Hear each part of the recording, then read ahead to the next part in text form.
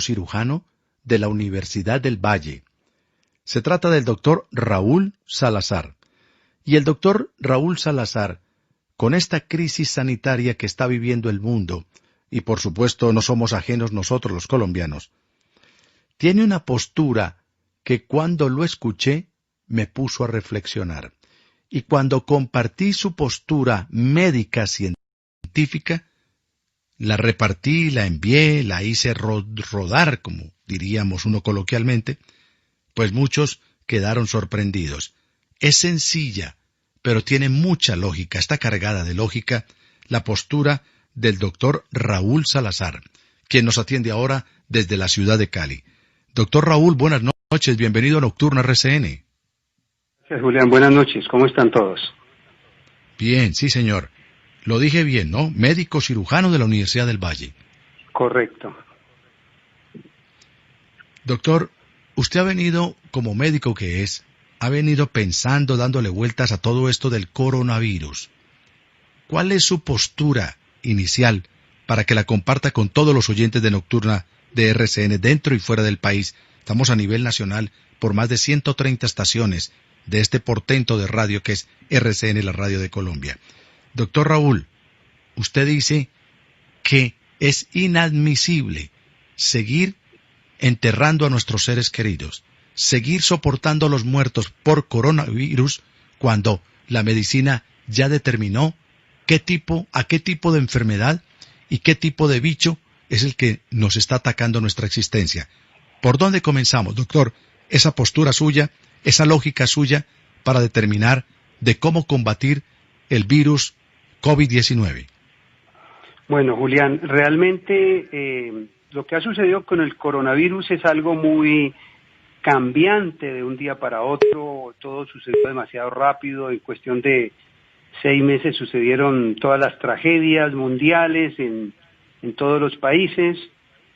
Inicialmente, como todo era desconocido, inclusive el virus, pues hubo un planteamiento original en la China con base en unas pocas autopsias donde determinan que el virus generaba una neumonía y que la neumonía mataba a las personas, y entonces empezamos a analizar nosotros qué venía pasando, por qué iba a pasar, porque aún no llegaba a Colombia, pero ya empezaron a aparecer los muertos por miles en Italia, en España, y se analizaba que había un daño a nivel bronquial, a nivel alveolar, ocasionado por esa inflamación severa.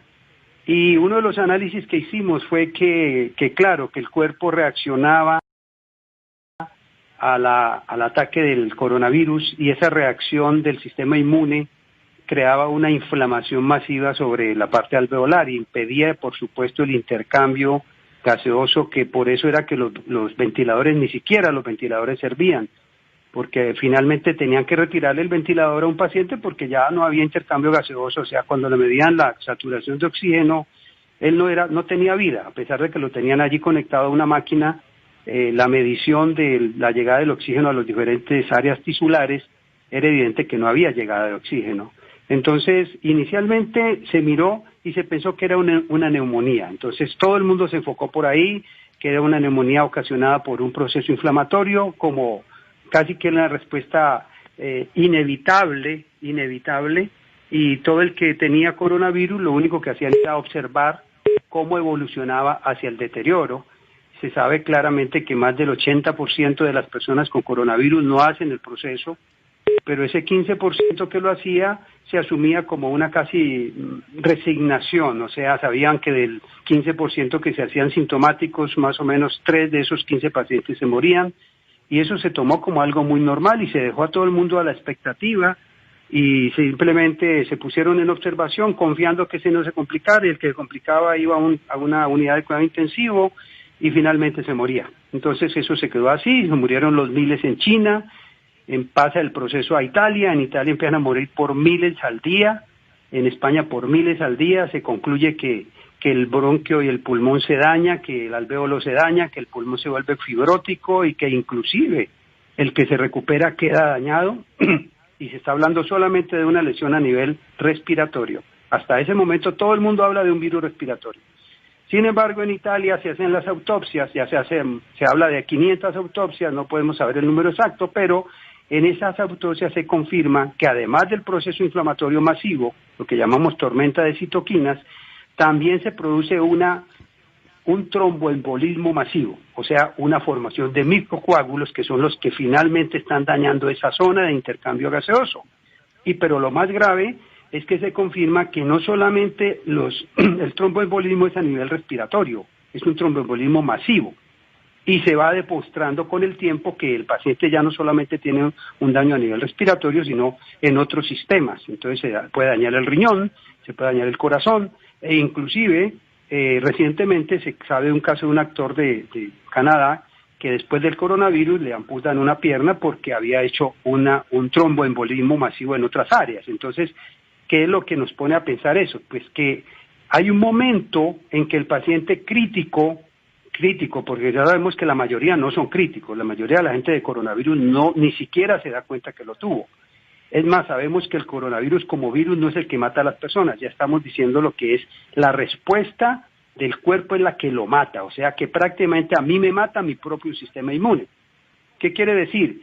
Que si ya con el tiempo se pagó con los muertos, ya los pusieron en Italia, en Francia, en Alemania, en España, en Estados Unidos, en México, en Ecuador, ya pusieron los muertos para lograr identificar el por qué la gente termina complicada y por qué se mueren.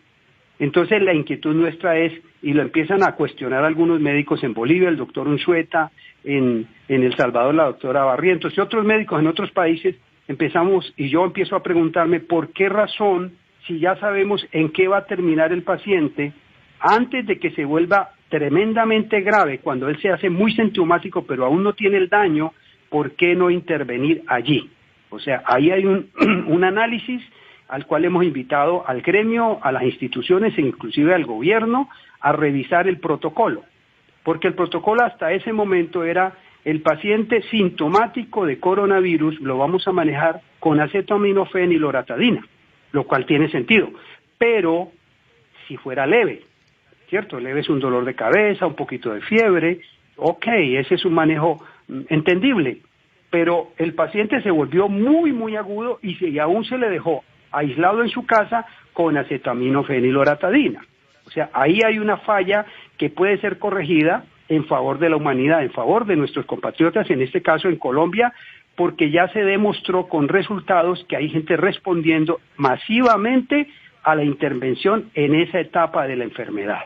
O sea, ya lo tenemos y tenemos los casos.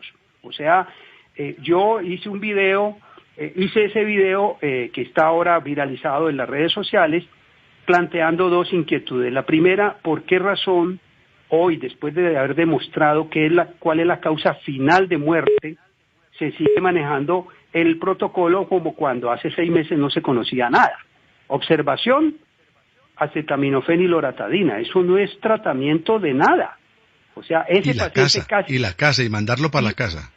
Mandarlo para la casa. O sea que prácticamente vamos a esperar lo mismo que esperaron los chinos, lo mismo que esperaron los italianos.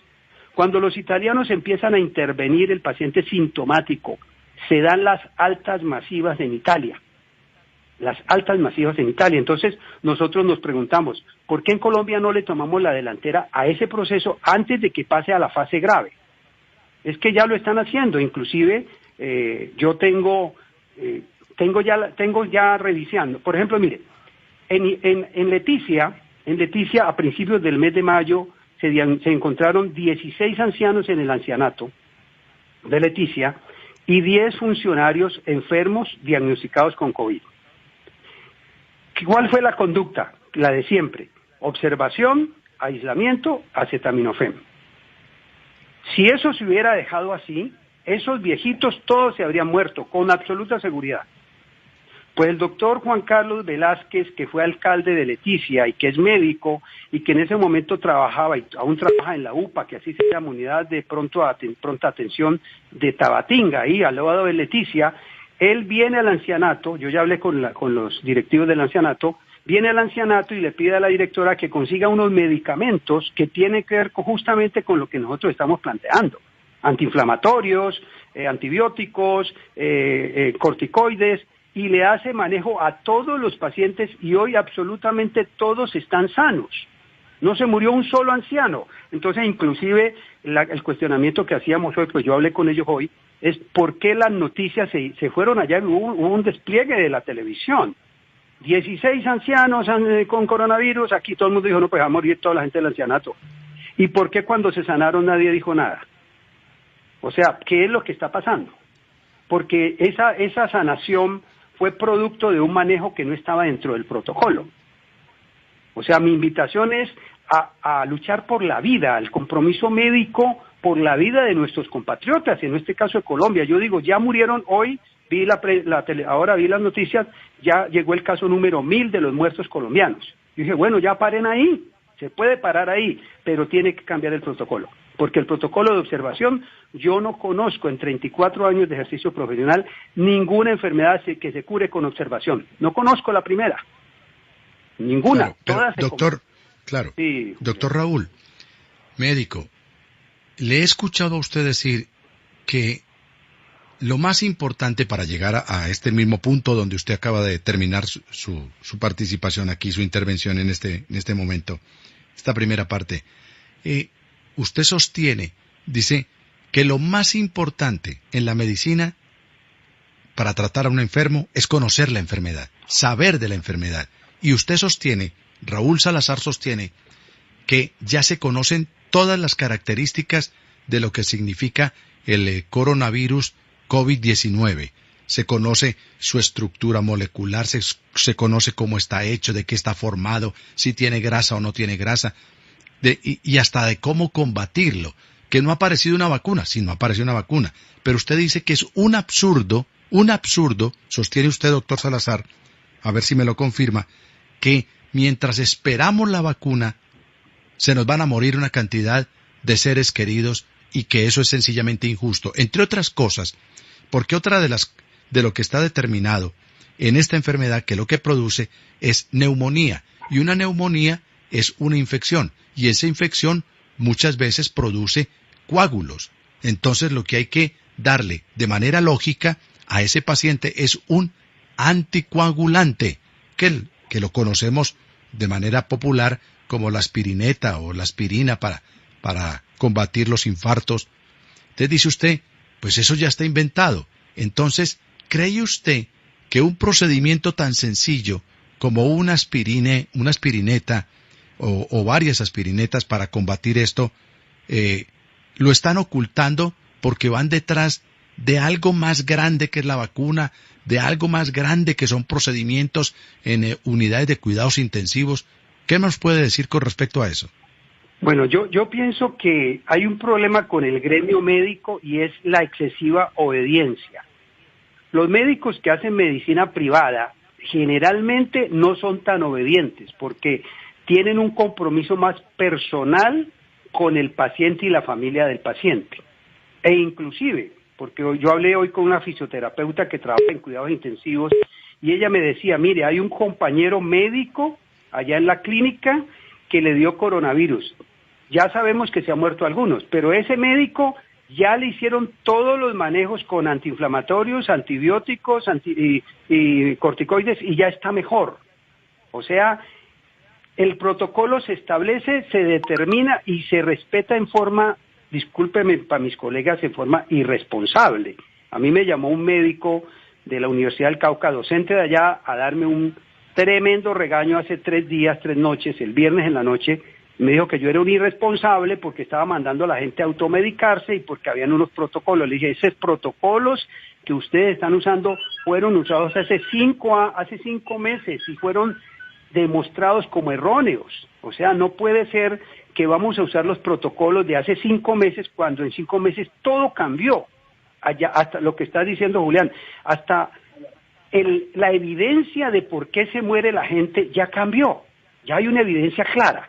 Ya sabemos que el paciente está en una línea fina y los médicos tenemos la responsabilidad de evitar que él pase la línea fina del estado crítico no complicado al estado crítico complicado. ¿Cuál es estado crítico no complicado? El paciente con coronavirus sintomático, que le duele el cuerpo, que le duele el tórax, que tiene fiebre, que está muy enfermo pero aún no se ha ahogado. Entonces, Es muy triste a raíz de esta viralización de ese video, que se me ha vuelto todo un mundo interesante. Yo, gracias a Dios, tengo muy buena actitud, pero es bien complicado porque me han insultado, me han dicho de todo, los colegas me han insultado como usted quiera, y entonces también me ha llamado gente a contarme. Entonces, por ejemplo, me llama una señora de Bogotá y me dice: doctor, estoy yo, mi esposo y mis 3 hijos agudamente enfermos, mi hermana aquí a media cuadra y su esposo en la cama muriéndonos, y la EPS nos dice que si las uñas se nos ponen moradas, que si los labios se nos ponen azules o morados, y que si se nos hunden las costillas, ahí sí nos recogen, ahí sí nos dan otro tratamiento. Yo digo, Dios mío, ¿esto qué es? O sea, el famoso protocolo que ya no funciona y se tiene que seguir usando. ¿Por qué razón?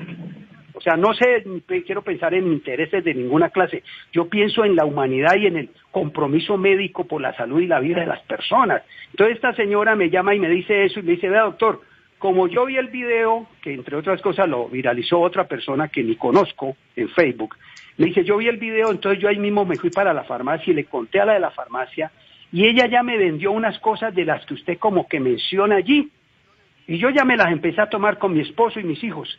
Oiga, y el día sábado me llama por la mañana y me dice: doctor, amanecimos totalmente aliviados.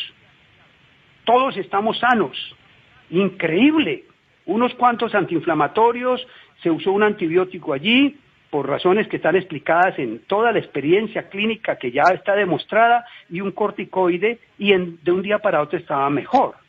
La fisioterapeuta que me cuenta aquí en Cali, que unos amigos muy cercanos, 2 están muy graves, sintomáticamente muy comprometidos, y que el papá fue el primero que le dio coronavirus, y que el papá lo dejaron en observación con acetaminofén y loratadina hasta que se complicó, y hoy está en la UCI esperando para quitarle el respirador porque no respondió.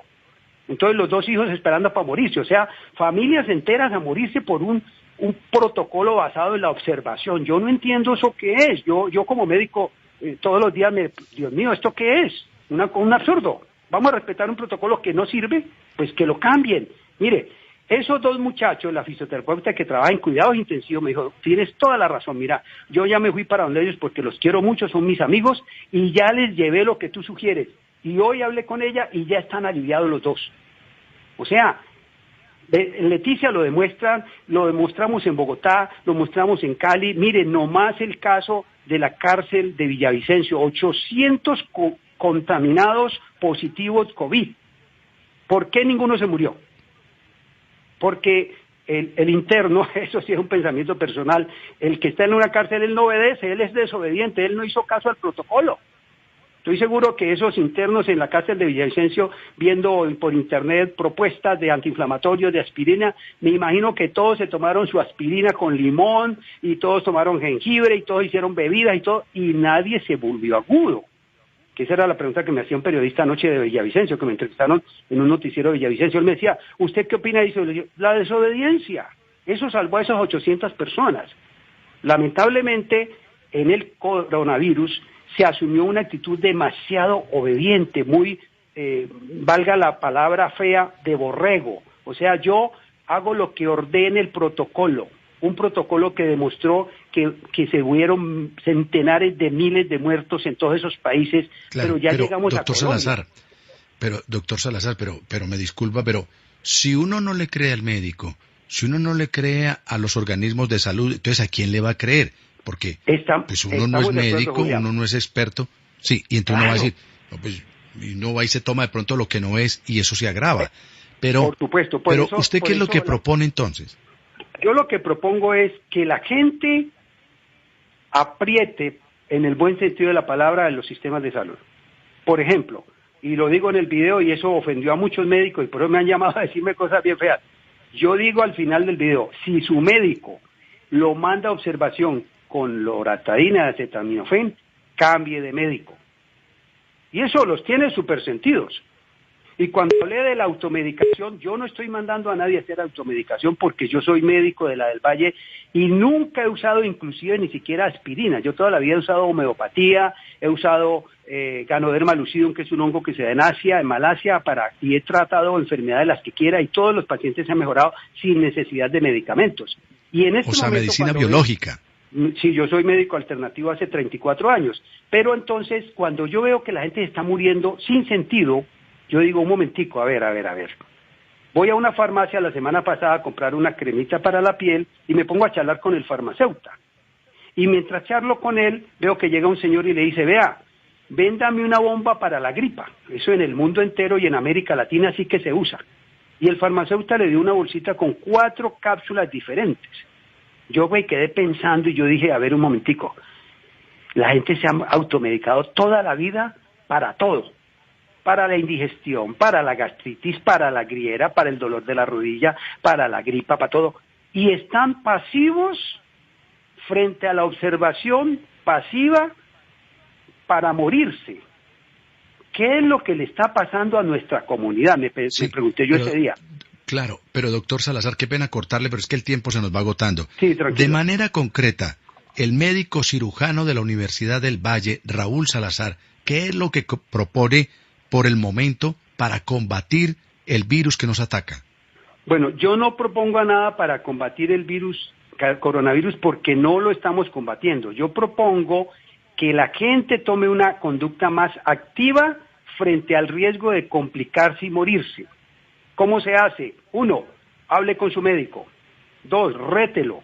3, si él no compromete con nada, le va a tocar, lamentablemente, acudir a la automedicación, con la que no estoy de acuerdo. Pero ya está demostrado, ya se demostró, el doctor Unzueta en Bolivia tiene miles de casos mejorados con lo que yo llamo el tiro de escopeta, que a mí no me gusta, pero que la gente lo está usando. Pero doctor, pero para no desorientar a la gente que vaya y coja una penicilina o vaya y coja, yo me estoy automedicando, pero más o menos para orientarlo, ¿debe eso apuntarle a qué? ¿A la aspirineta? ¿Debe apuntarle a qué? Por ejemplo, si una persona se toma unas aspirinas al iniciar, obviamente que no sea alérgico a la aspirina, que no tenga riesgo de sangrado, todo eso la gente ya se conoce, ya sabe cuáles son sus situaciones. Si la persona se toma una aspirina que toda la vida la han tomado, de entrada está ayudando a frenar la primera fase de la coagulación, de entrada. No quiere decir que el tratamiento, porque ya en la UCI le ponen heparina, ¿cierto? Pero si él se toma una aspirina, frena la primera fase de la coagulación, ayuda a que el proceso no siga tan rápido. Si va y se toma un antigripal que tiene ibuprofeno, que tiene un vasoconstrictor, que ayuda a ventilar mejor, todas esas cosas que las han tomado toda la vida, puede salvar su vida. Que esto debería salir de la medicina, de los médicos, de las instituciones. De ahí era que debía salir la conducta. Porque a mí me han señalado y me han llamado a decirme cosas bien desagradables. Le digo, entonces cambien el protocolo. ¿No es que se le está muriendo a la gente?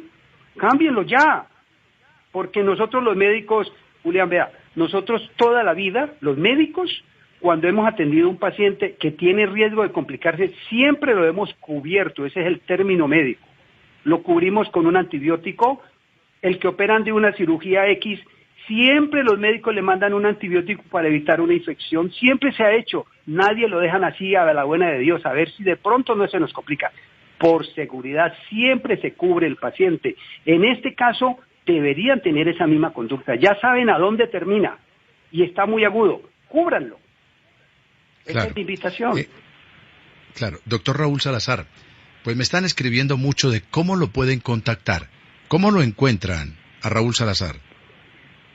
Bueno, me pueden buscar en las redes sociales por @RaúlNet22. ¿Raúlnet?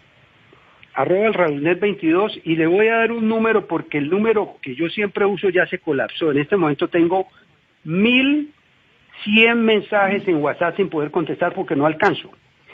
Entonces voy a darles otro número que tengo, por si acaso alguien quiere escribirme, yo les voy a ir contestando a todos de a poquito, porque ya hay gente que me han llamado de otros países a decirme, aquí yo no puedo usar nada que no esté medicado, entonces me toca orientarlos. Entonces voy a decirle otro número, a ver si el que quiere escribírmelo, me imagino que me lo van a reventar también. 304-142-6327. Bueno, lo acabo de apuntar, doctor. Entonces, listo, Julián. El teléfono móvil celular en la ciudad de Cali, del médico cirujano de la Universidad del Valle, el doctor Raúl Salazar. ¿Usted Salazar qué, doctor? Restrepo. Raúl Salazar Restrepo. Es el siguiente. Sí me está 304. mirando mi mamá que es la Restrepo. Es que qué pena con ella. Claro, Restrepo. es que usted la estaba dejando por fuera. Usted la estaba dejando por fuera. Con ella. Sí, ya. Mamá, ya te incluimos. Sí. Pero claro. Y yo la estoy Entonces, cuidando, o sea, yo vengo aquí, me voy pidiéndole a Dios que no me le dé coronavirus, pero ya tengo Dios en la santo, mesa claro. listo todo. Yo ya tengo todo listo. la aspirineta y todo lo que usted dice. Todo. Ahí está listo en mi mesa. Bueno, porque acaso entonces eso no vale casi nada. vamos con el número telefónico del doctor Raúl Salazar Restrepo en la ciudad de Cali. 304 142 6327. Repito, 304 142 6327. 304 142 6327. Raúl Salazar Restrepo. Doctor Raúl, pues un abrazo, muchas gracias por dejar oír su voz, su concepto y su postura aquí en Nocturna de RCN. El doctor Salazar dice, hay que cambiar los protocolos, porque se nos está muriendo la gente, lo que quiere decir que no son efectivos. Esto tiene una solución de pronto más sencilla mientras aparece la vacuna y vamos experimentando, pero por el momento desobedecer, dice el doctor, lo que se está estableciendo porque no es claro. Es la primera vez como médico en 34 años, dice el doctor Raúl, que observo que una enfermedad se combate con la observación. No, señores, hay que ser más proactivos y para eso está la aspirineta, los antipiréticos, los corticoides y eso puede ayudar a combatir este bicho que nos lleva patas arriba. 304 142 6327 Raúl Salazar Restrepo. Médico, un abrazo y gracias por atendernos aquí en Nocturna de RCN. Gracias, Julián, a ustedes y gracias por